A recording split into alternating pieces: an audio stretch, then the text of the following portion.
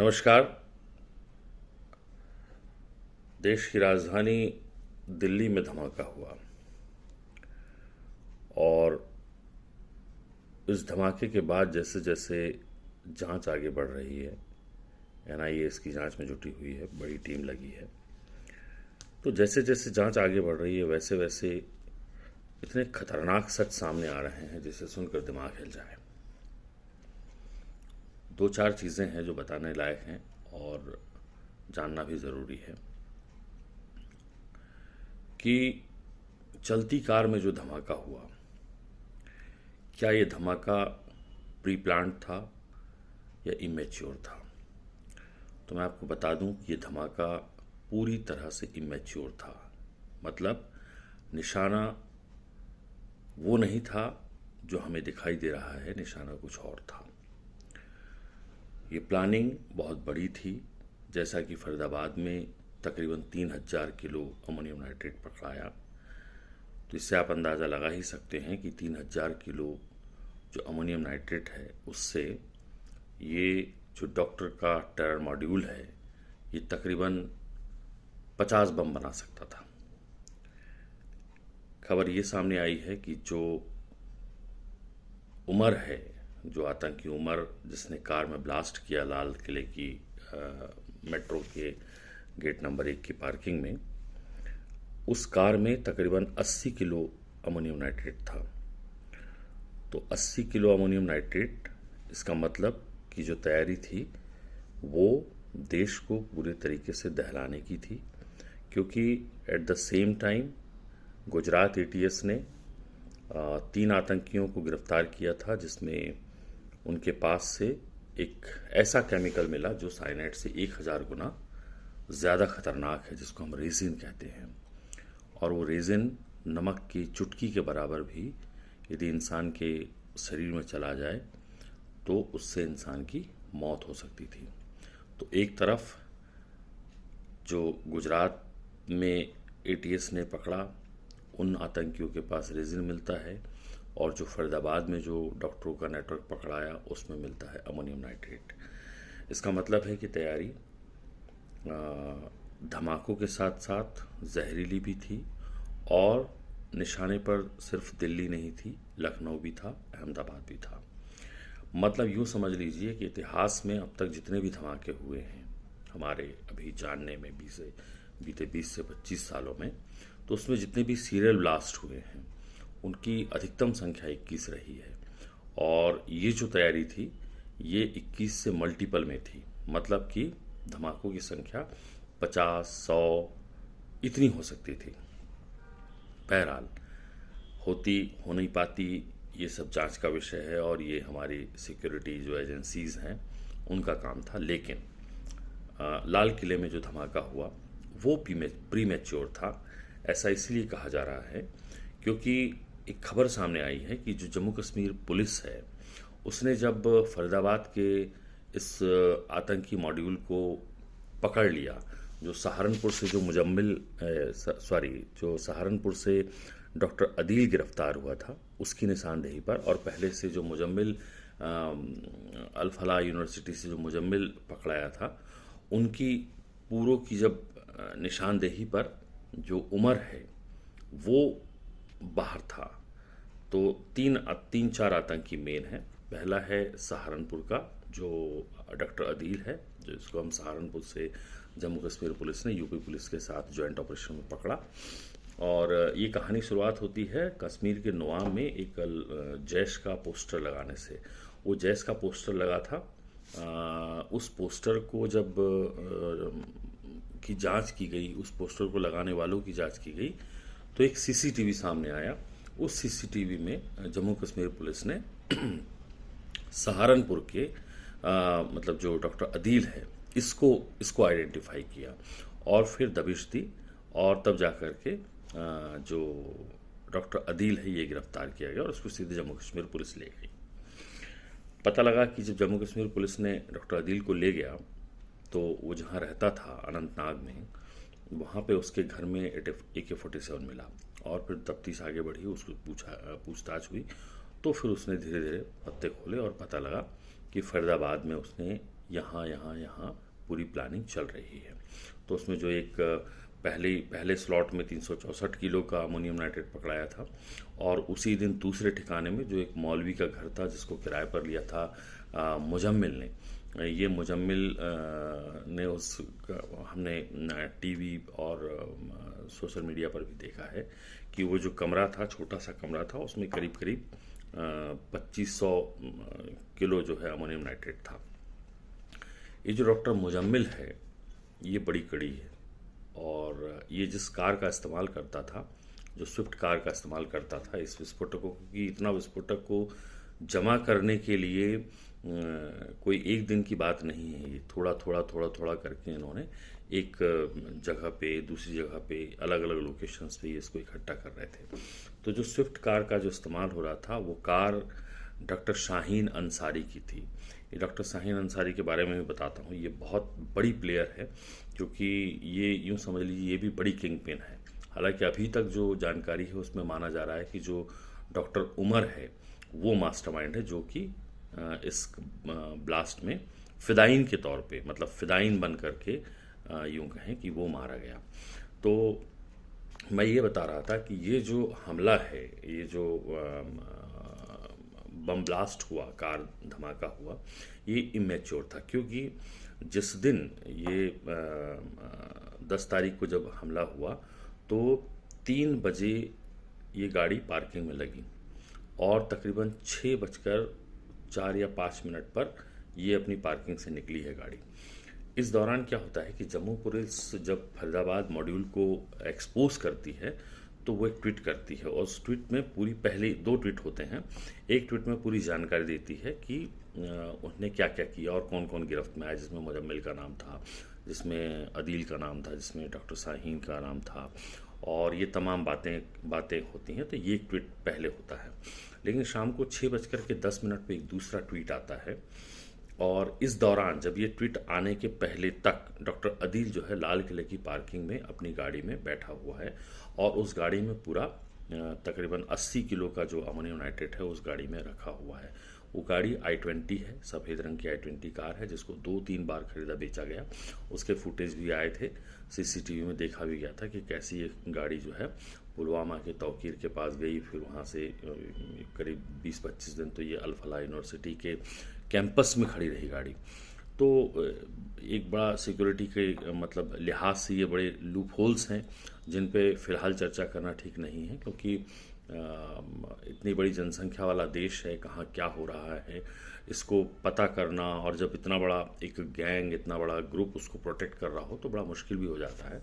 लेकिन बावजूद इसके चुनौतियां ऐसी ही होती हैं और चुनौतियां ऐसी ही रहेंगी। इन चुनौतियों के बीच से हमारी सुरक्षा एजेंसियों को ये सब जानकारी निकालना है। 99% तक की जानकारी निकल गई, लेकिन जो 1% की चूक हुई उसने दिल्ली में धमाका कर दिया, और ये धमाका 9 लोगों की जान ले गया। हालांकि आंकड़ा थोड़ा बड़ा है, कुछ लोग कह रहे हैं कि 13 लोग मरे हैं, लेकिन जो आधिकारिक सरकारी तौर पर जो आंकड़ा सामने आया है वो 9 लोगों का है, और इसमें 20 से 25 लोग जो है बुरी तरह घायल हैं, जो LNGP अस्पताल में भर्ती हैं। तो मैं ये कह रहा था कि 6:10 पे एक ट्वीट गिरता है जिसमें लिखा रहता है कि you can run but you can't hide. ये जम्मू कश्मीर पुलिस का एक ट्वीट है, 6:10 पर ये आता है, और ये ट्वीट सिर्फ और सिर्फ यूँ समझ लीजिए कि ये उस व्यक्ति के लिए था जो इन जम्मू कश्मीर पुलिस की पकड़ से बाहर थे, यानी डॉक्टर उमर।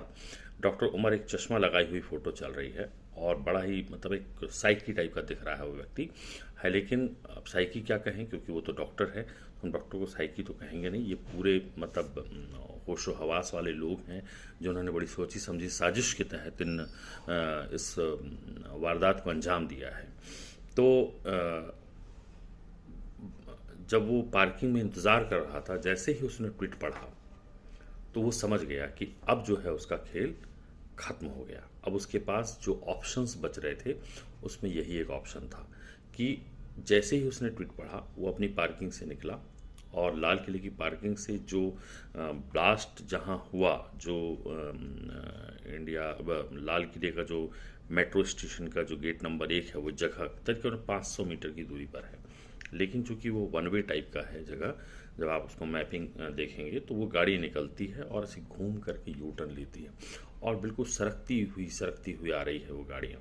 कल एक वीडियो आया है, वो ब्लास्ट का वीडियो, जो सबसे पहला वीडियो है, उसमें एक पूरा भीड़ दिख रही है। मतलब यूँ समझ लीजिए कि सैकड़ों गाड़ियाँ आपस में चिपक कर चल रही हैं। आजू बाजू में ऑटो रिक्शा हैं, कार हैं, ये हैं, और उसी बीच में i20 जो कार है वो सफ़ेद रंग की वो दिखाई दे रही है और फ्रैक्शन ऑफ सेकंड में वो ब्लास्ट हो जाता है। तो माना ये जा रहा है कि जब उमर ने जैसे ये ट्वीट देखा और उसके पास कोई चारा नहीं बचा तो वो वहाँ से निकला, लेकिन उसको ये नहीं मालूम था कि धमाका उसे अभी करना है, कहाँ करना है, क्योंकि उनके प्लान तो दूसरे थे। लेकिन वो आपाधापी में ये चूँकि भागना था, छिपना था, इसलिए वो लोग निकल गए। मतलब उमर निकल गया और उस गाड़ी में अमोनियम नाइट्रेट था ही था। उसके साथ उन्होंने कौन सा केमिकल मिला ये भी जांच का विषय है, क्योंकि जो फॉरेंसिक टीम ने जो वहाँ से सैंपल और स्वैब कलेक्शन किए हैं, 42 तकरीबन उसके वो वहाँ से कलेक्ट किए गए हैं, जिसमें गाड़ी की जो i20 की डिक्की है वो, उसके टायर, उसका केमिकल, वहाँ के स्वैब्स लिए गए हैं और ये पता लगेगा कि कौन कौन से केमिकल का इस्तेमाल हुआ और ये जो व्यक्ति जो मरा डॉक्टर उमर ही था या नहीं था, या ऐसा तो नहीं कि किसी और कोई और बैठा था। लेकिन अभी तक जो फाइनल इन्वेस्टिगेशन जहाँ तक पहुँची है उसके हिसाब से ये व्यक्ति डॉक्टर उमर ही था जिसने अपनी कार में ब्लास्ट किया। तो जैसे ही इसने ट्वीट को पढ़ा तो ये पैनिक हो गया और इसको कुछ समझ में नहीं आया और ये इसने अपनी कार में ब्लास्ट कर दिया। ये जो बम था, जो 80 किलो का जो अमोनियम नाइट्रेट है, इसकी ताकत बहुत होती है। 1 किलो अमोनियम नाइट्रेट की जो बम बनता है, वो TNT जो बम बनता है, उसकी रेंज तकरीबन 4 से 5 मीटर का ब्लास्ट होता है उसमें, और वो 50 मीटर के एरिया को कवर करता है 1 किलो का। और यूँ समझ लीजिए कि आपने 100 लीटर पेट्रोल जला दिया और 100 लीटर पेट्रोल से जितनी आग निकलती है उतना पावर होता है 1 किलो अमोनियम नाइट्रेट में। अब इस कार में तो 80 किलो था। यदि 80 किलो अमोनियम नाइट्रेट अपने फुल पावर में होता, अपने फुल केमिकल कंपोजिशन में, या जिसको हम बम कहते हैं, जो आतंकी लोग बनाते हैं, जो बम होता है, तो यदि वो फुल पावर में होता तो ये धमाका जो हम सुन रहे हैं, जो मौतों के आंकड़े सुन रहे हैं, ये बहुत बड़ा होता। बहुत बड़ा मतलब बहुत बड़ा। तो इसीलिए ये जो धमाका हुआ और जो 9 लोगों की जान गई और जो 20 लोग घायल हुए, ये पूरी तरह से इमेच्योर बम था और ये ब्लास्ट कर गया। खबर ये भी सामने आई कि जो ये कार थी, इसकी i20 कार, इसके सामने भी, आगे भी इसको पुलिस ने घेर रखा था और पीछे भी इसके पुलिस पड़ी थी। कितनी दूरी पर थी ये तो सामने नहीं है, लेकिन यूँ समझ लीजिए वो जो ट्वीट हुआ, वो ट्वीट इसी तारतम्य में, इसी सीक्वेंस में आया कि तुम भाग तो सकते हो लेकिन छिप नहीं सकते।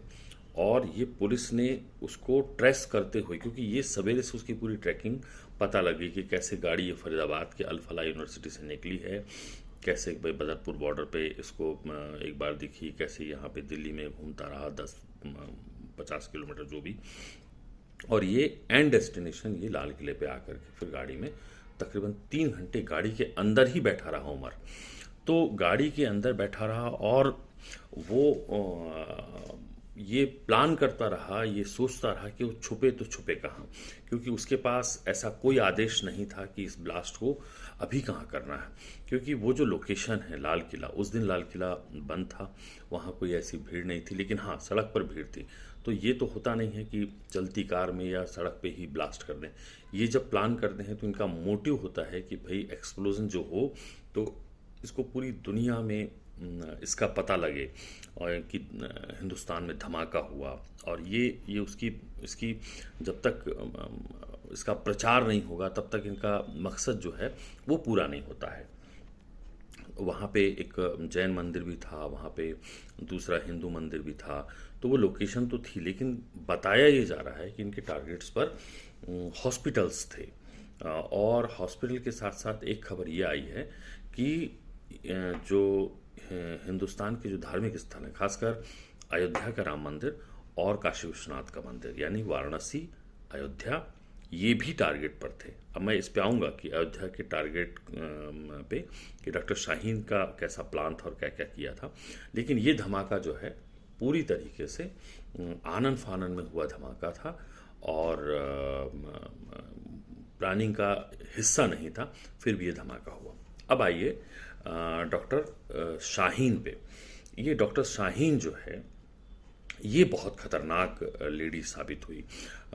1976 या उसमें करीब इसकी उम्र है, करीब 46 साल की उम्र है डॉक्टर शाहीन की। डॉक्टर शाहीन जो है बेहद इंटेलिजेंट लड़की थी और ये पैदा हुई है लखनऊ के एक इलाके में।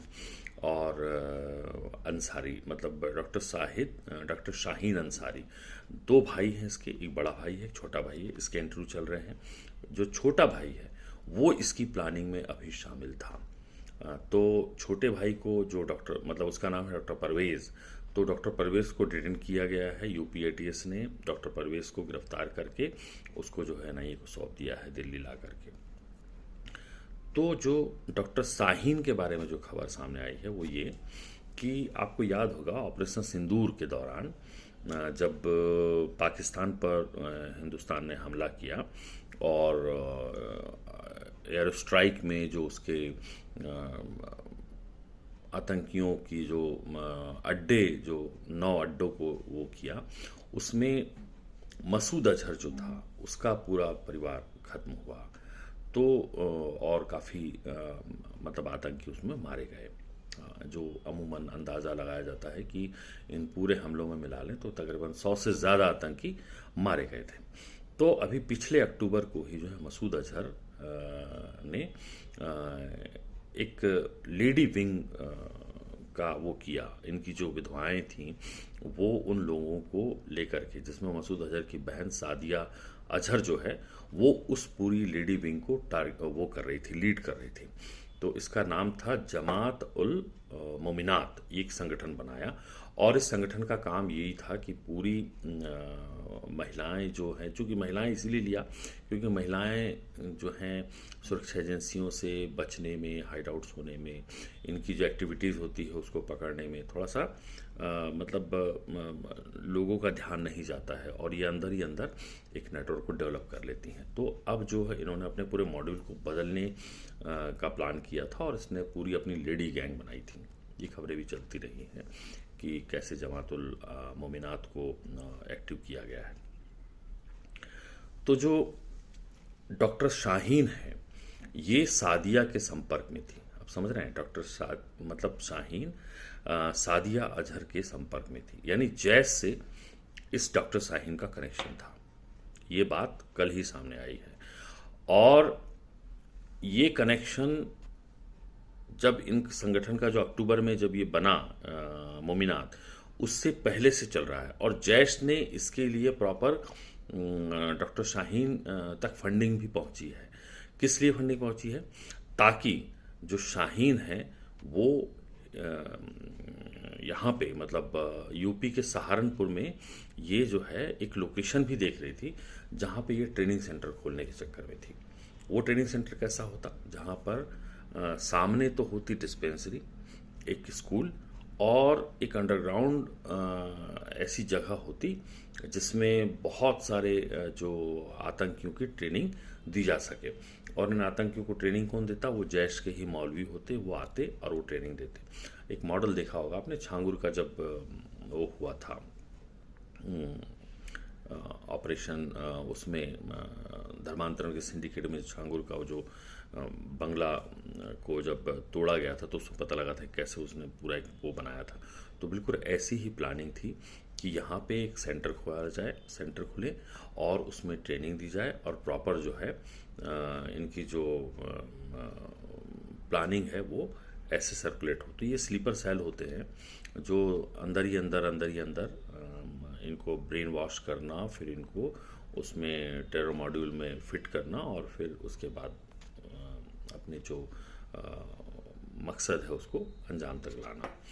तो ये शाहीन डॉक्टर शाहीन जो है ये कर रही थी, इसका पूरा प्लान था। लेकिन ये फरीदाबाद टेरर मॉड्यूल के सामने आने के बाद पूरी प्लानिंग चौपट हो गई, शाहीन को गिरफ्तार कर लिया गया है। तो ये शाहीन बेहद इंटेलिजेंट थी, इसने एमबीबीएस किया है और ना सिर्फ एमबीबीएस किया है, इसने एमडी भी की है और यूपीएससी जो होती है यूपीपीएससी में सिलेक्शन लेकर के कानपुर के मेडिकल कॉलेज में ये असिस्टेंट प्रोफेसर थी। इसने 2006 में वहाँ पे नौकरी ज्वाइन की है। 2006 के बाद 2013 तक ये नौकरी की है, यानी पूरे 7 साल इसने नौकरी की। उसके बाद 2013 और इसकी शादी भी हो चुकी थी। जो इसका पति है वो आई स्पेशलिस्ट है, तो उसका नाम है डॉक्टर हयात के साथ इसकी शादी हुई थी। तो कल उसका इंटरव्यू भी चला है टीवी उसमें। तो उसने कहा कि भाई मेरा तो इससे तलाक हो चुका था, अब मैं इसके संपर्क में नहीं हूँ। और वो जो डॉक्टर शाहीन है वो भी अपने घर के संपर्क में नहीं थी, लेकिन वो छोटे भाई परवेज़ से संपर्क में थी और परवेज़ के साथ कनेक्ट में थी। परवेज़ का कनेक्शन मुजम्मिल से भी था, वही मुजम्मिल जो इस डॉक्टर शाहीन की कार का इस्तेमाल कर रहा था विस्फोटकों को लाने में। तो डॉक्टर शाहीन का जो पूरा जो सीक्वेंसिंग है वो कानपुर और लखनऊ से कनेक्शन सामने आ गया है। तो लखनऊ के उसमें उसने एमबीबीएस किया, कानपुर में सर्विस की और कानपुर में 2013 में सर्विस करने के बाद ये वहाँ से छोड़ करके बिल्कुल गायब हो गई बिना किसी नोटिस के, कुछ नहीं। तो फिर 2-3 साल बाद में 2023 में इसको वहाँ से फिर रिस्ट्रिकेट कर दिया। सरकारी नौकरी है, कोई नहीं आ रहा है, तो लेकिन जब देखा कि ये किसी नोटिस का जवाब नहीं दे रही है तो उसको फिर टर्मिनेट कर दिया, सस्पेंड कर दिया। लेकिन इस लड़की ने इस महिला ने, लड़की क्या कहे, महिला ने 46 ईयर्स ओल्ड है ये, इस महिला ने जो फरीदाबाद की जो यूनिवर्सिटी है जो उसमें इसने ज्वाइन कर लिया और यहाँ पर पढ़ाने लगी। यहाँ जो डॉक्टर मुजम्मिल के संपर्क में आई, यहाँ उनका फिर ये अलग गैंग बना है और ये फिर धीरे से मुजम्मिल के संपर्क में आई। मुजम्मिल का कनेक्शन तुम्हारा आदिल से था।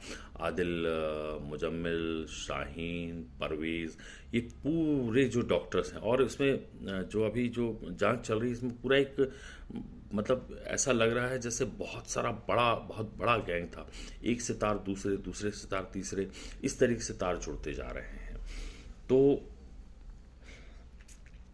कहानी यही है कि ये इस तरीके का गैंग है जो अब पहले ऐसा देखा जाता था कि भाई जो हमने कसाब को देखा था तो कुछ चंद पैसों के लिए वो उसमें शामिल हुआ और वो आतंकी हमला करने को रेडी हो गया। लेकिन अब देख रहे हैं कि ये पढ़े लिखे डॉक्टर्स इतने अच्छे कैरियर को छोड़ करके ये लोग जो है अपनी एक नापाक साजिशों में और आतंकियों के टेरर मॉड्यूल में शामिल हो चुके हैं। हालांकि ऐसा नहीं है कि पहली बार ऐसा सामने आया है कि ये पढ़े लिखे जो लोग हैं वो आतंकी बने हैं। आपको अलकायदा का जो ओसामा था वो भी बहुत पढ़ा लिखा था। अल जवाहिरी के बारे में कहते हैं वो बहुत पढ़ा लिखा था। मसूद अजहर मास्टर डिग्री है इसकी। तो ये जो लोग हैं अब ये इनके जितने, लेकिन ये मास्टरमाइंड जितने भी थे ये सब पढ़े लिखे ही थे। कुछ वो जो उनके नीचे अंडर में रहते हैं वो कम पढ़े लिखे लोगों को रेडिकलाइज करते हैं और ये जो डॉक्टर शाहीन भी जो करने वाली थी ये रेडिकलाइज करती हैं कम पढ़े लिखों को। ये थोड़े से मास्टर हैं, ये यूँ समझ लीजिए कि आतंकी मॉड्यूल में ये ऊंचे दर्जे के लोग हुए। तो इस तरीके से कहानी आगे बढ़ रही है और जो मॉड्यूल था ये बहुत ख़तरनाक था। वो तो अच्छा हुआ कि ये देश जो है चौकन्ने सिस्टम की वजह से ये बच गया, वरना लगता है कि जो होता और जिस तरीके की प्लानिंग थी वो बहुत बड़ी प्लानिंग थी और पूरा देश दहलता, जाने कितने शहर दहल जाते। तो अपना ख्याल रखिए, सतर्क रहिए और ऐसी जब आपको कभी कोई लगे कि भाई संदिग्ध है तो उसमें अपनी एक सोशल रिस्पॉन्सिबिलिटी को ज़रूर निभाइए, क्योंकि दरअसल ये जिस मकसद के लिए आगे बढ़ रहे हैं जो आतंकी, उनका मकसद तो अलग है, लेकिन इन मकसद के चक्कर में जो बेगुनाहों की जो जान जाती है वो बेहद महत्वपूर्ण है और वो नहीं होना चाहिए। कितने घरों के चिराग बुझ जाते हैं। इन 9 लोगों में जो लोग मरे हैं उनका इसमें कोई कसूर नहीं था, उनकी कोई ऐसी थ्योरी नहीं थी, वो तो इनके चक्कर में मारे गए ना। तो इस बात को ध्यान में रखते हुए कि भाई कहीं से भी जो कोई भी तुम्हारा मिशन हो, कोई भी वो हो, लेकिन उसमें किसी की जान चले जाना, किसी की जान ले लेना, और ये कहीं से कहीं तक जस्टिफाई नहीं है। तो अपना ख्याल रखिएगा। और आज की वीडियो में इतना ही। वीडियो थोड़ा बड़ा हो गया है। नमस्कार। लेकिन देखिएगा ज़रूर, पूरा वीडियो देखिएगा, और वीडियो देखने के बाद ऐसा लगे कि आपके ये जानकारी काम की थी, अच्छा लगा हो, तो लाइक भी कर सकते हैं।